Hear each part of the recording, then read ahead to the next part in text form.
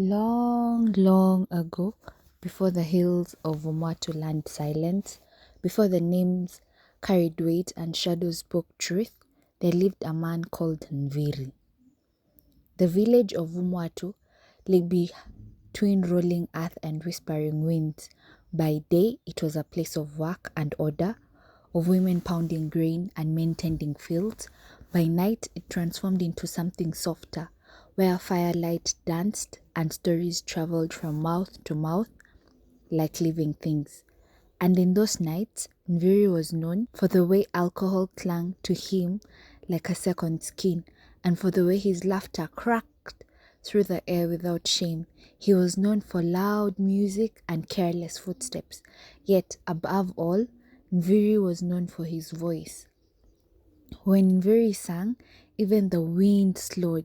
His voice was deep and rolling, like distant thunder crossing hills. It carried sorrow, joy, longing, and sometimes an unnamed something that tugged in the heart without asking for permission. Women paused in their chores. Elders pretended not to listen, but they always did. Children leaned against hut walls, wide-eyed. Nviri's voice was a gift, but Nviri treated it lightly, as he did everything else. For alongside his love of drink walked another hunger, one that ruled him more fiercely than thirst. Nviri loved women, not with devotion, but with appetite. He collected them the way careless hands collect flowers, plucking without thought, disregarding without regret. One season it was Ndoko, another Atieno, then Jerry, then Shiko, and others whose names barely stayed long enough to settle in memory. No moon ever found Nviri alone for long. No boundary restrained him.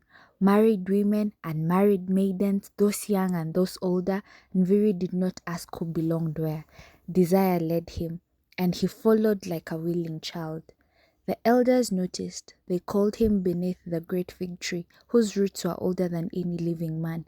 They spoke slowly with voices shaped by A years. man, they told him, is not measured by how many women know his name, but by how many lives grow stronger because of him.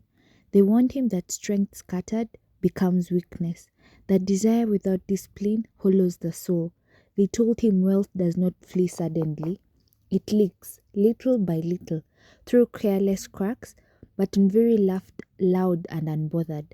Let tomorrow worry about itself, he said. Today, I live. And so he did, until the day Wanjiko of the outskirts entered his story. Wanjiko lived where the village paths thinned and the land began to breathe differently. Her hut stood alone, untouched by laughter or dispute. No smoke rose from her roof at predictable hours. No one saw her farming or trading. Yet she was never hungry, never desperate, never lacking. She spoke so little, but somehow she knew so much. She knew who quarreled before the quarrel reached the elders. She knew who lied before the lie matured. She knew when death was approaching long before mourning drums were beaten. Some said she was a woman who had chosen solitude. Others said she was not fully human at all. Mothers warned children not to follow her footprints, for they sometimes ended abruptly, as though she was swallowed by the earth. When Viri heard of her, his curiosity sharpened into desire. No woman hides from me forever, he boasted. Even mysteries have doors.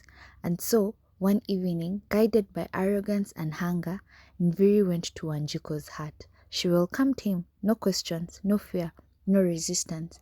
That night, the fire burned low, shadows stretched long, and the wind carried whispers not meant for human ears. Nviri slept deeply, wrapped in satisfaction. When morning came, light filtered softly into the hut. Wanjiko lay beside him, beautiful beyond words, her skin glowing, her breath steady, her face peaceful. Nviri smiled, reaching for her with the lazy pride of a man who believed he had conquered again. But his hand froze. Her legs were too long. A cold dread crept into his chest. Slowly, carefully, Nviri lifted the woven cloth. Where feet should have been, there were hooves, dark, smooth, and firm, like polished stone, shaped by ancient hands. Nviri cried out and fell back, his heart racing like a trapped animal. Wanjiko opened her eyes. They were calm, too calm. "You chase what shines," she said softly, without asking what it is made of. Her voice echoed strangely as though spoken by more than one mouth. "I am Wanjiko wa Maji," she continued, "bound to the waters and the paths between the worlds. You did not seek love, you sought hunger." Before Nviri could speak, she dissolved, like mist unraveling under the sun. From that moment, his life unraveled. The places where money once flowed to him closed without explanation.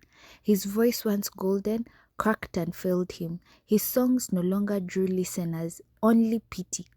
Even alcohol, his refuge, slipped beyond reach. Hunger followed him, shame followed him, silence followed him. At last, broken and thin, Nviri returned to the elders. This time he did not laugh. The oldest among them spoke, his voice heavy as rain clouds. "You crossed into a union meant only for those who see clearly.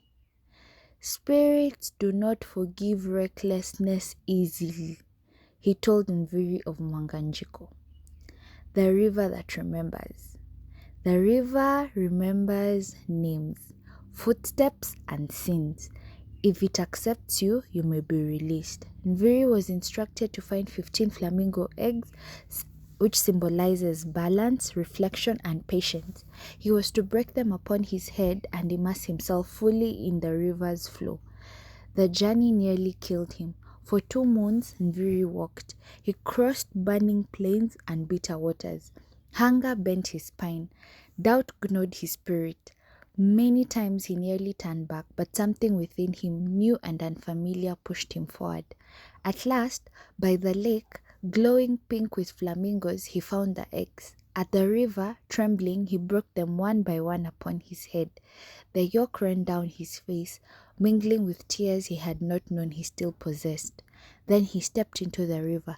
The water was cold, the water was alive. It pulled, whispered, stripped him off of pride and excess. It showed him reflections of who he had been and who he could have been. When Viri emerged, he felt lighter, quieter, and whole. He returned to Umwatu not as a conqueror, but as a man ready to build. He chose Waithera, a woman of steady eyes and grounded wisdom. With her, he built a home that breathed peace. His voice returned, not to charm strangers, but to sing to his children. Wealth came slowly, honestly, rooted in effort and restraint. And Viri never strayed again. To this day, elders say, the river remembers, and when a man refuses to listen, the spirits will teach him. Please subscribe.